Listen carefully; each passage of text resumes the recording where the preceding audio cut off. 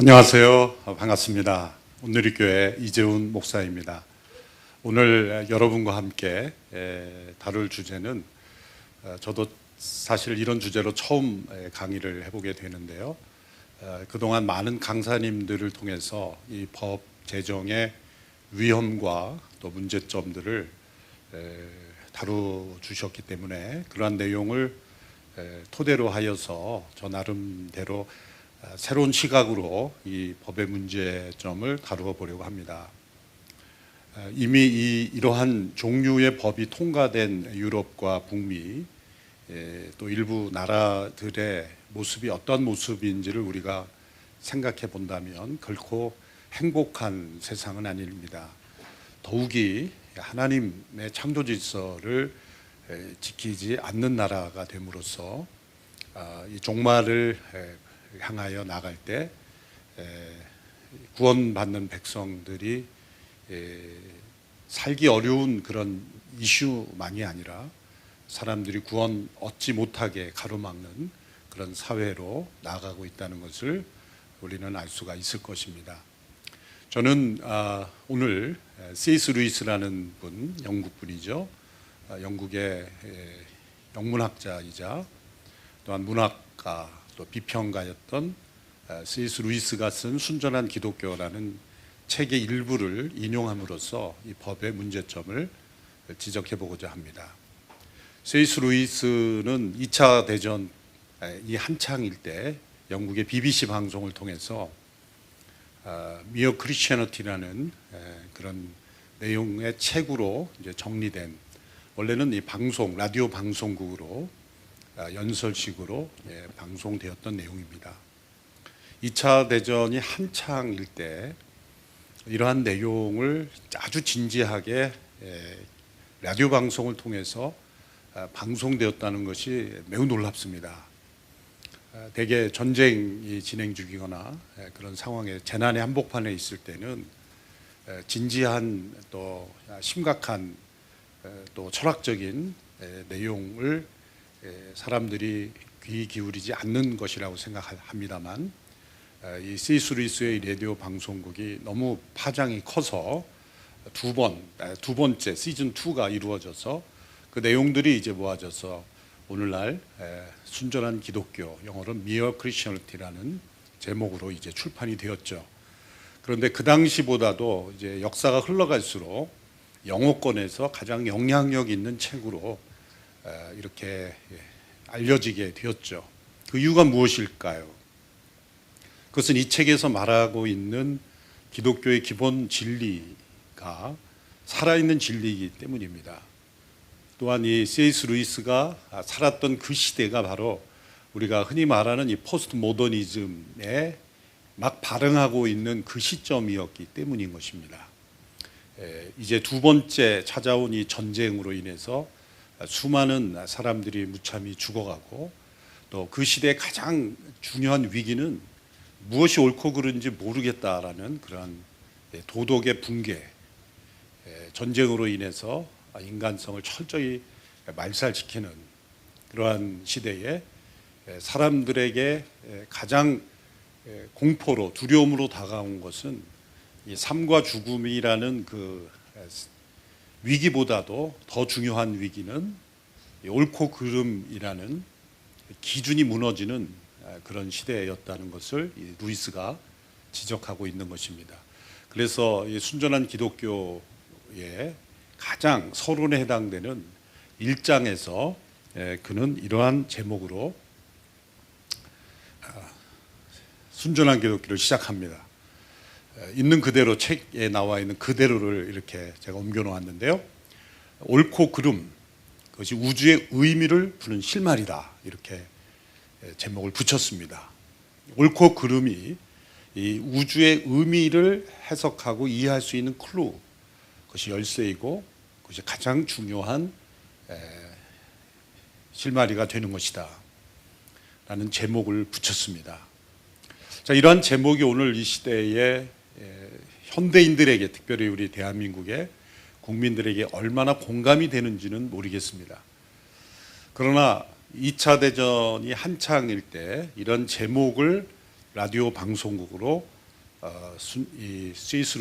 루이스가 이 이야기를 풀어갔다는 것은 매우 큰 충격적인 이야기고 모두의 귀를 기울이게 만들었다는 것입니다. 오늘 이 시대에도 우리가 잃어버리고 있는 한 가지 단어가 있다면 옳고 그름이라는 문제입니다. 사람들은 이제 모든 옳고 그름의 문제를 주관적으로 해석하기 시작했습니다. 구약시대, 사사시대가 그랬죠. 자기 소견에 옳은 대로 행하였더라. 무엇이 옳고 그르냐라는 것을 판단해 줄 수 있는 객관적 기준이 존재하는 것이 아니라 이제 내가 보기에 옳으면 옳은 것이다. 제 소견에 보기에 옳은 대로 행하였더라. 이것이 구약의 사사시대였고 또한 전쟁으로 수많은 생명들이 무너지는 그 시대의 문제였고 또 오늘 이 시대의 문제였습니다. 그래서 이 루이스는 옳고 그름이 우주의 의미를 푸는 실마리다 라는 이 제목으로 시작을 합니다. 그래서 제가 앞으로 말씀드리는 내용은 책의 내용을 그대로 요약한 겁니다. 그래서 꼭 필요한 내용만 핵심적인 에센스를 제가 요약함으로써 제가 드리고자 하는 말씀을 드리고자 합니다. 옳고 그름을 규정하는 법이 있다라고 말합니다. 그 법을 여러 가지 용어로 설명하는데 대표적으로 두 가지만 제가 포인트한 것은 도덕 법칙 혹은 인간 본성의 법칙 혹은 책에서는 자연법이라고도 말하지만 이것은 자연과학 법칙과는 다른 자연법, 도덕 법칙, 인간 본성의 법칙 혹은 도덕률 이런 단어가 이 원서에 반복돼서 등장합니다. 옳고 그름을 규정하는 법이 있다. 이 옳고 그름이 우리와 우주에 대하여 명확하게 생각하는 토대라는 것입니다. 그 이유를 이렇게 제시합니다. 첫째로 지구상에 사는 모든 인간은 누구나 일정한 방식으로 행동해야 한다는 생각을 가지고 있으며 그 생각을 떨쳐버리지 못한다는 것입니다. 마땅히 그러해야 된다라는 그 옳고 그름이라는 그 생각을 가지고 있기 때문에 사람들이 싸우는 것입니다. 싸움은 왜 일어납니까? 나는 옳고 당신은 틀리다 라는 생각 때문에 싸움이 일어나죠. 어떤 종류의 싸움이든 다 그 싸움 안에는 옳고 그름에 대한 논쟁이 숨어 있는 겁니다. 그런데 그 싸움이 끝나지 않는 것은 기준이 다르기 때문이죠. 자기가 옳다고 생각하는 기준과 상대방이 옳다고 생각하는 기준이 다르기 때문에 그것이 자기 자신의 생각일 경우에는 그 싸움이 해결되지 않는 겁니다. 어쨌든 싸움이라는 그 자체 그리고 그 기준이 누가 맞았는지보다 더 중요한 것은 모두가 각자가 내가 옳다고 생각하는 그 무엇이 있다라고 생각하는 그 생각이 있다는 것입니다. 그래서 모든 사람 가운데 이 싸움이 일어나는 것이다. 인간은 누구나 일정한 방식으로 행동해야 된다는 생각을 가지고 있다. 두 번째는 그 증거가 옳고 그름이 존재한다고 믿지 않는 사람들이 있죠. 세상에는 옳고 그름이 존재하지 않는다라는 그 사람들조차도 자기 입장에 반대되는 행동을 하죠. 그래서 다른 사람이 자신에게 약속을 어기면 공정하지 못하다고 불평하고 그것이 싸움으로 이어지는 것입니다. 이런 사람들의 행동 양태를 보면 옳고 그름이 존재한다는 것을 우리에게 알려주고 있습니다. 그러면 이 인간 본성의 법칙 혹은 이 도덕 법칙은 본능인가? 모든 이들에게 나타나는 집단 본능과 같은 것인가? 그건 본능은 아니라는 겁니다. 왜냐하면 이것은 두 본능 사이에 혹은 여러 본능 사이에 판단과 결정을 내리는 기능인데 그중 하나일 수 없다는 것이죠. 그래서 이 예를 이렇게 듭니다. 도덕률이란 우리가 연주해야 될 곡 혹은 그것의 악보와 같다. 곡조와 같다. 그러나 본능은 그 악보를 연주하는 키와 같다. 그래서 언제 어떤 키를 눌러야 하는 것을 결정하는 것이 도덕 법칙이라면 그 키와 같은 것은 우리의 본능이라는 거죠. 그래서 이 인간 본성의 법칙은 인간 안에 있는 여러 본능들을 조화롭게 해서 하모니를 만들어내는 것이다. 그래서 인간 본성의 법칙은 집단 본능이 아니다라는 거죠. 그래서 이 본능을 지휘할 일종의 곡조, 어떤 선, 의, 옳은 행동을 만들어내는 어떤 것이지 본능이 아니다라는 것을 이제 강조합니다. 두 번째는 그 그럼 교육을 통해 주입된 사회적 관습인가?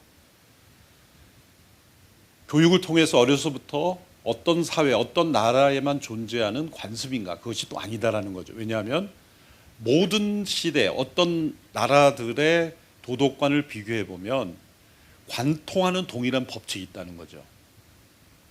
그래서 실상 어느 시대건 어느 나라건 어느 민족이건 도덕적인 원칙에는 차이가 없습니다. 단 어떤 도덕이 더 우수하고 열등하느냐라고 할 때 그것을 판단하는 기준이 필요하지 않습니까? 그것이 바로 인간 본성의 법칙이 존재하는 이유라는 겁니다. 그러면 이제 인간 본성의 법칙은 무엇인가를 이제 자연 법칙, 여기서 말할 때 자연은 자연 과학 법칙입니다. 우리가 과학 법칙이 말하는 자연 법칙과 어떤 차이가 있는가? 이 자연 법칙은 자연이 실제로 늘 하는 일, 자연 안에서 일어나는 일들에 대한 그것을 표현하는 법일 뿐이다라고 이제 설명하고 있습니다. 표현법이다. 그러니까 이 씨앗이 뿌려지면 씨앗이 어떻게 자라나는가, 나무가 어떻게 열매를 맺는가, 또 바다가 어떻게 작동하는가, 또 비와 구름이 어떻게 작동하는가, 그 실제로 일어나는 사실들에 대한 표현일 뿐이다라는 겁니다.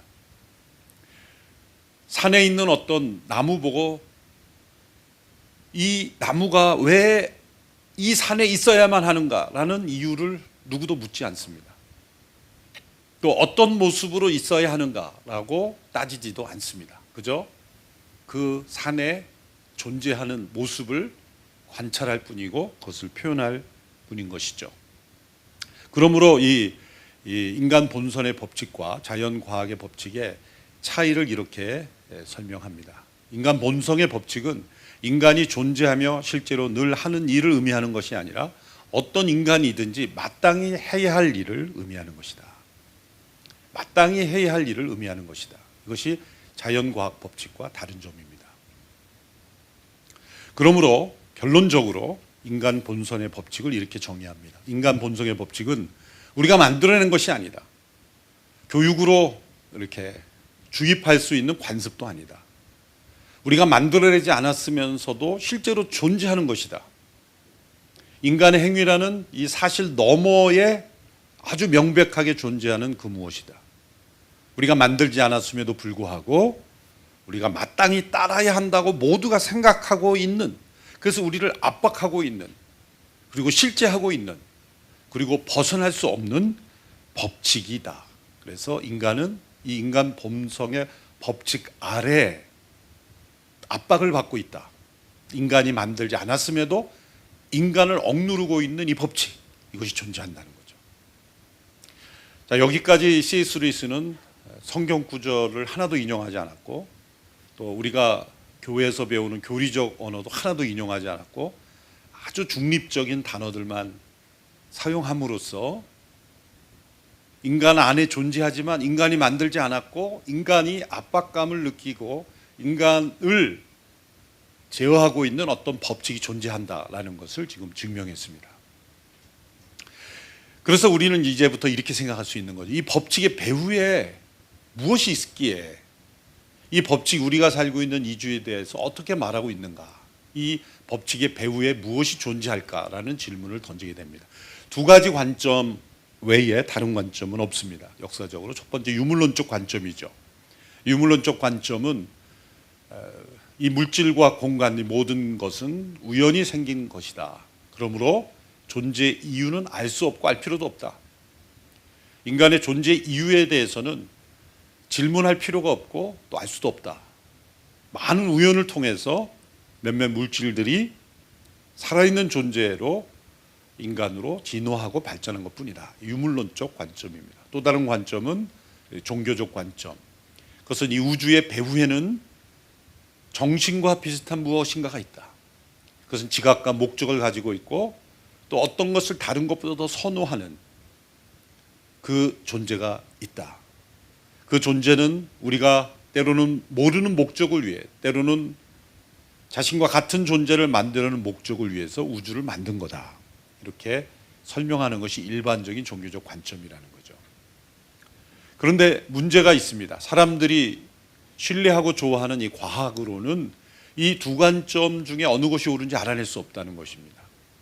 왜냐하면 과학은 실험으로 이루어지는데 모든 실험은 사물이 어떻게 움직이는지를 관찰함으로써 실험이 성립됩니다. 그러므로 과학은 있는 그대로의 현상을 설명할 수 있는 뿐이지 그 현상의 배후에 있는 존재에 대해서는 진술을 할 수 없다는 것입니다. 그래서 과학으로는 이것을 설명할 수 없다. 만일 이 배후에 무언가가 존재한다면 인간에게는 전혀 알려지지 않거나 알려지더라도 과학과는 다른 방식으로 알려지거나 하는 둘 중에 하나일 것이다. 과학이 완벽하게 우주에 있는 모든 것들을 낱낱이 알게 되었어도 그것이 왜 존재하게 되는지에 대한 질문은 여전히 남는다. 이렇게 설명했습니다. 그런데 이러한 난감한 상황에서 우리를 건져줄 길이 하나 있다. 이렇게 말합니다. 외부의 과학적 관찰이나 실험으로는 알 수 없는 내용까지 속속들이 다 알 수 있는 대상이 전 우주에 하나 있는데 그것이 바로 인간이라는 겁니다. 우리는 단순히 인간을 관찰하는 것이 아니라 우리 자신이 인간이기 때문에 우리는 내부 정보를 가지고 있죠. 모든 인간은 자기 자신만 들여다봐도 그 내부 정보를 알 수 있다는 것입니다. 인간이 만들어내지 않는 이 도덕률 혹은 이 인간 본성의 법칙 아래 있다는 것, 그것을 우리 자신이 알고 있죠. 누군가와 다투게 되고 갈등을 빚게 되고 또 내 스스로가 가지고 있는 어떤 갈등, 그 갈등의 원인은 무엇입니까? 그것은 마땅히 그렇게 해야 된다라는 이 인간 본성의 법칙이 우리를 억누르고 있죠. 그런데 그 법칙을 벗어나면 우리의 양심이 갈등을 일으키죠. 그것이 불안을 일으키고 염려를 일으키고 또한 자책감을 일으키는 겁니다. 이 우리 자신 안에 있는 내부 정보, 그것이 바로 이 모든 열쇠를 풀게 해주는 가장 중요한 키가 되는 겁니다. 우주 밖에서 또 인간 위에서 그 법칙을 만든 어떤 존재가 있다라는 것을 알 수 있는 길이 우리 자신 안에 있다는 거죠. 로마서 1장에서는 이것을 하나님을 알 수 있는 길, 이것을 인간 너희 속에 분명히 보임이라, 그것을 양심이라고 표현한 것입니다. C.S. 루이스는 그러한 과정을 이런 지금 철학적인 언어를 통해서 설명하고 있는 것이죠. 그래서 우주를 존재하게 만든 힘은 오직 우리를 일정한 방식으로 행동하게 만드는 내면의 영향력이나 지배력으로서만 자기의 존재를 드러낼 수 있다. 오직 인간을 통해서만 알 수 있는 것입니다. 그래서 이 모든 우주를 존재하게 만드는 힘의 존재를 알 수 있는 길이 우리 안에 있다.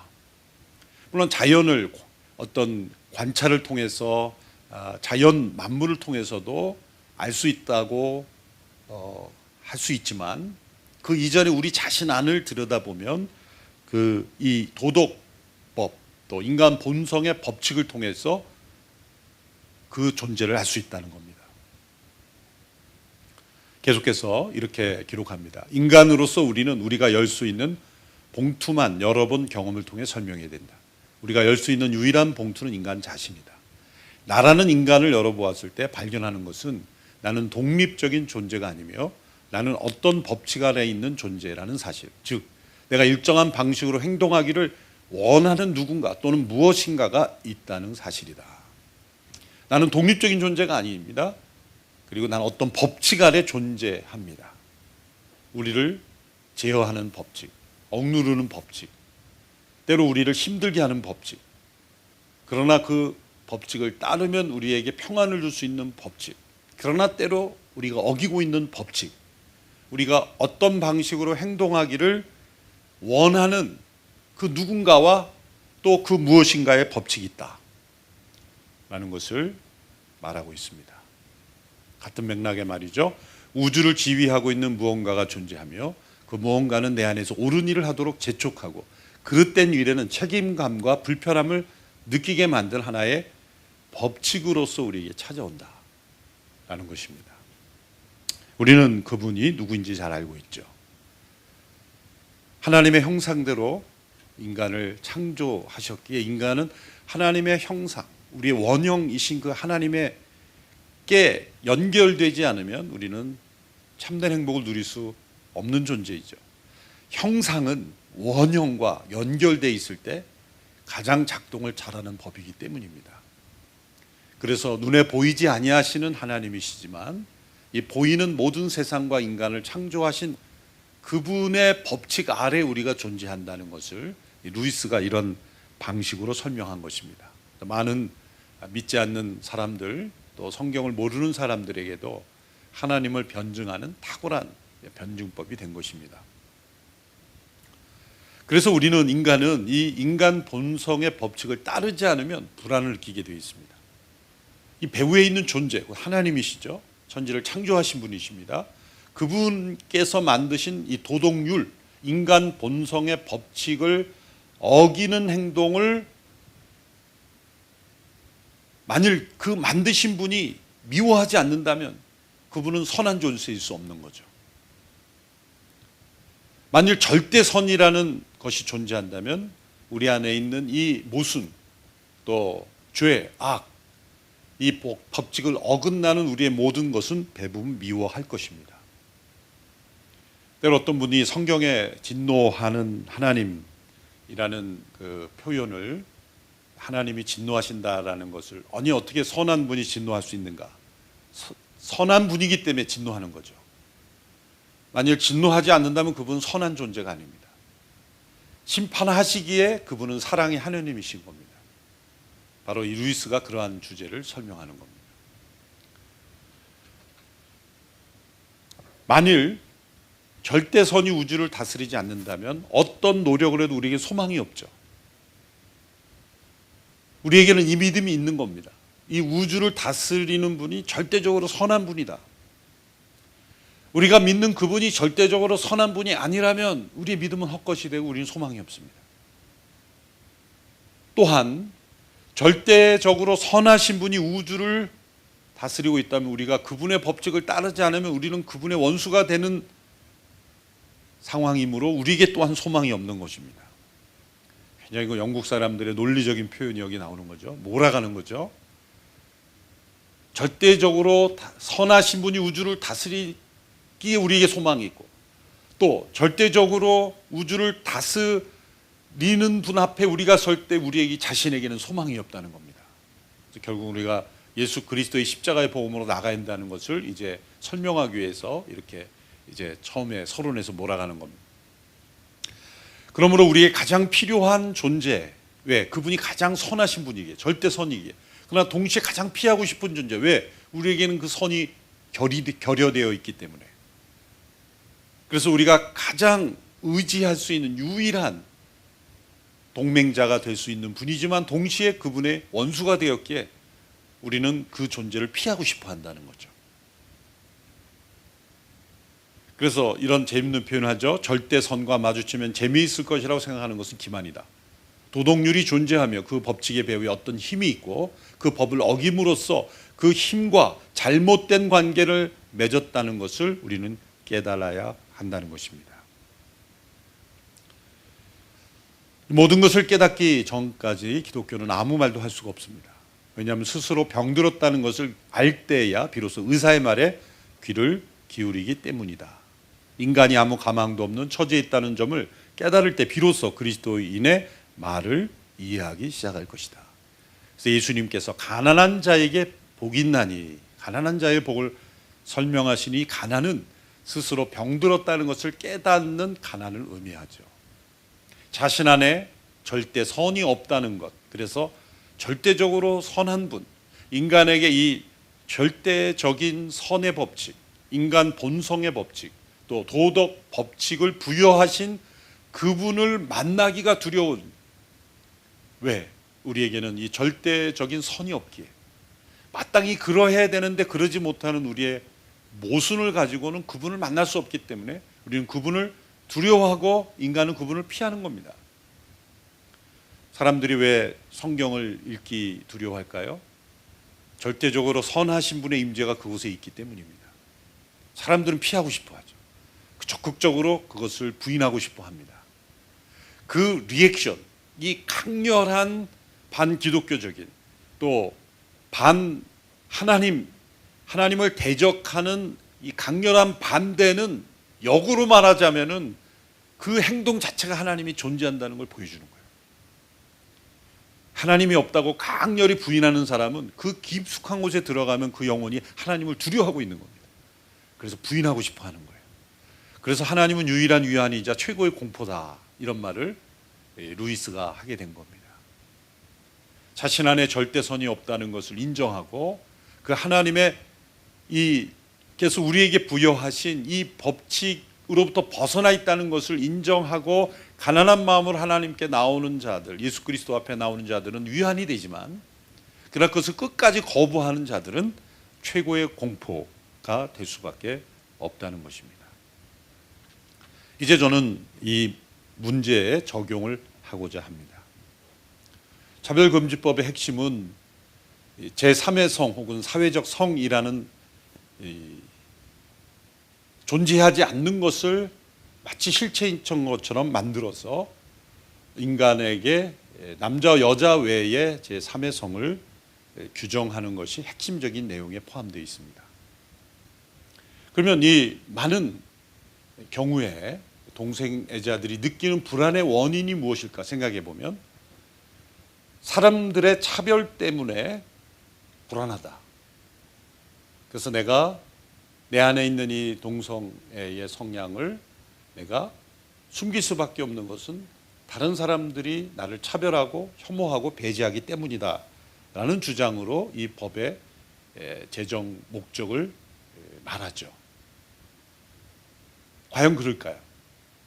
앞서 이 C.S. 루이스가 설명한 옳고 그름이 우주의 의미를 푸는 실마리라 그랬고, 모든 인간에게는 마땅히 그러해야 된다라는 이 법칙 아래 살고 있고, 한 사람도 예외 없이 이런 도덕, 율 혹은 인간 본성의 법칙 아래 살고 있고, 그래서 우리는 싸우고, 그래서 불안하고, 그래서 갈등이 일어납니다.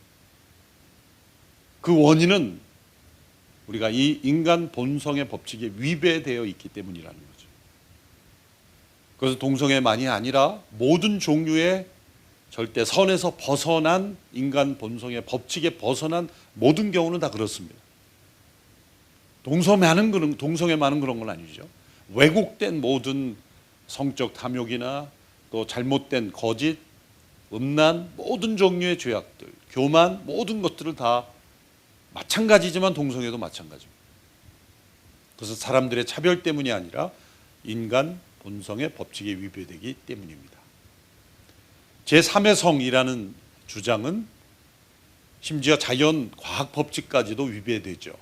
없는 것을 있는 것이라 주장하기 때문에, 그래서 그런 것입니다. 역사적으로 의학적으로 남자와 여자 외에 제3의 염색체는 발견되지 않았습니다. 그건 없는 것입니다. 성향과 실제 염색체는 다른 것이죠. 그렇다면 옳고 그름에서 이것은 그런 것입니다. 회색지대란 존재하지 않습니다. 옳고 그름에서 옳음을 택하면 우리 마음속엔 평안이 옵니다. 아무리 환경이 어려도 평안이 옵니다. 그름을 택하면 우리 마음속엔 불안이 찾아오고 두려움이 찾아옵니다. 사람들의 시선이 느껴집니다. 자신이 옳은 길을 가려면 많은 사람이 오해해도 마음에 평안이 오고 오히려 더 당당해집니다. 그러나 자신이 옳지 않은 길을 가고 있으면 많은 사람들이 지지해줘도 자신은 불안에 견딜 수가 없습니다.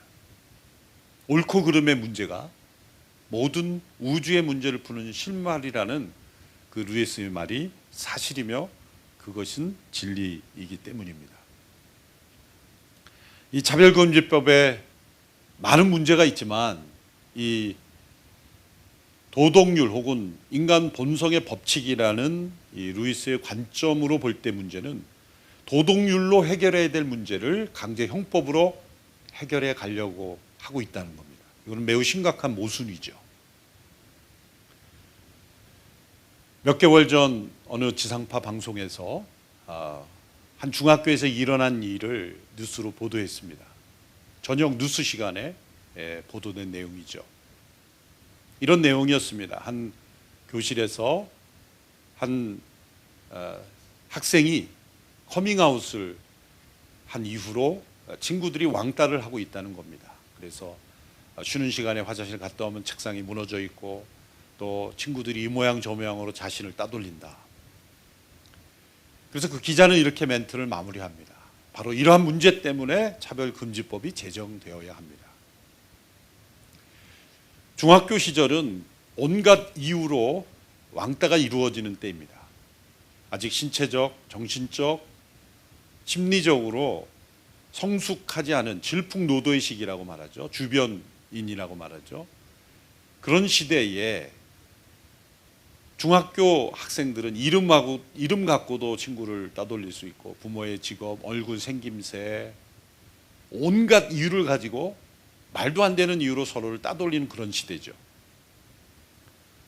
그런데 자신이 커밍아웃한 그 친구를 그러한 이유로 왕따를 시킨 것을 강제형법으로 규정할 수 있는 법을 어긴 학생으로 친구들을 만든다면 그것은 한창 자라나고 이제 몇 년만 지나면 친구를 어떠한 이유로든지 그렇게 배제시키고 왕따시키는 것은 옳지 않은 것이라는 이 인간 본성의 법칙, 마땅히 가져야 될 도덕률을 이제 교육으로서 그것을 북돋아줘서 스스로 그것을 지킬 수 있는 능력을 배양해 주어야 할 그때에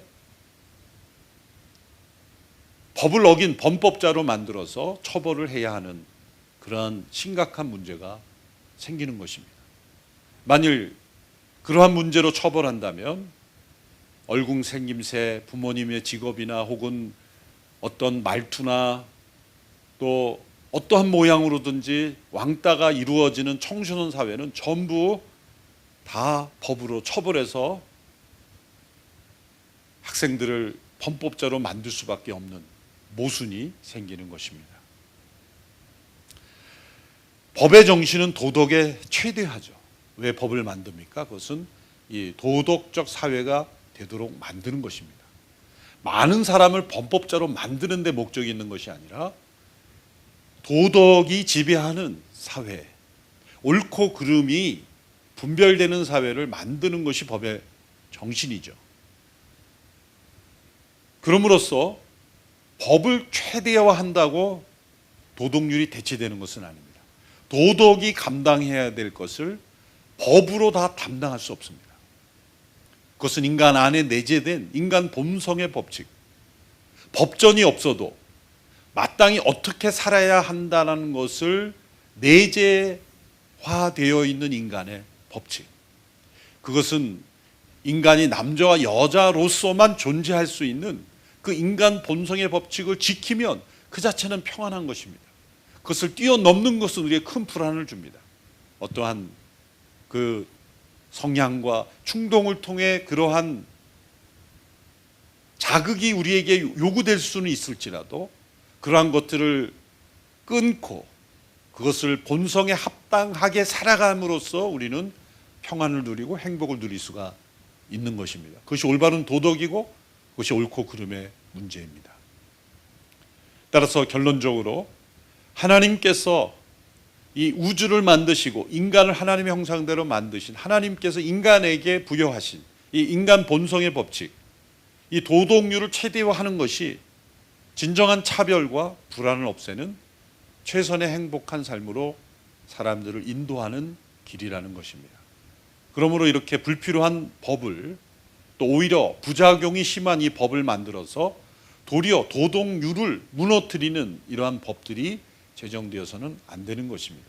도리어 이러한 법을 제정하는 그러한 노력을 도리어 도덕률을 함양하고 우리 청소년들에게 올바른 창조 질서를 가르치고 남자의 도리, 여자의 도리, 그리고 남자와 여자가 어떠한 법칙을 따라 살아가야 하는지를 옳고 그름을 분별할 수 있도록 교육해 준다면 그것이 참된 차별을 없애는 인간 공동체 행복을 만들어내는 길입니다. 그래서 인간은 인간 본성의 법칙을 따를 때만 끊임없이 우리를 옳고 그름을 따르도록 판단하도록 요구하는 그 하나님의 창조 질서를 지킬 때만 인간은 행복할 수가 있는 것입니다. 이러한 이유로 차별금지법은 제정되어서는 안 될 뿐만 아니라 그러한 시도조차 할 필요가 없는 불필요한 법이라는 것을 말씀드리겠습니다. 감사합니다. 제가 기도하겠습니다. 하나님 아버지, 오늘 이렇게 하나님의 창조 질서를 다시 한번 우리가 되새기며 모든 인간을 창조하신 하나님께서 인간 안에 넣어주신 이 옳고 그름의 법칙을 다시 한번 깨닫고 마땅히 그러해야 하는, 또 마땅히 그렇게 살아야 하는 법칙을 우리에게 주신 하나님의 창조 질서대로 살아가는 저희들이 되기를 원합니다. 마땅히 남자이어야 하고 마땅히 여자이어야 하는 그 남자와 여자의 가장 근본적인 옳고 그름의 법칙을 뛰어넘으려는 인간의 헛되고 어리석은 모든 시도들이 중지되게 하시고 하나님의 창조 질서가 회복되는 이 나라 민족이 되게 하여 주옵소서. 예수님의 이름으로 기도하옵나이다. 아멘.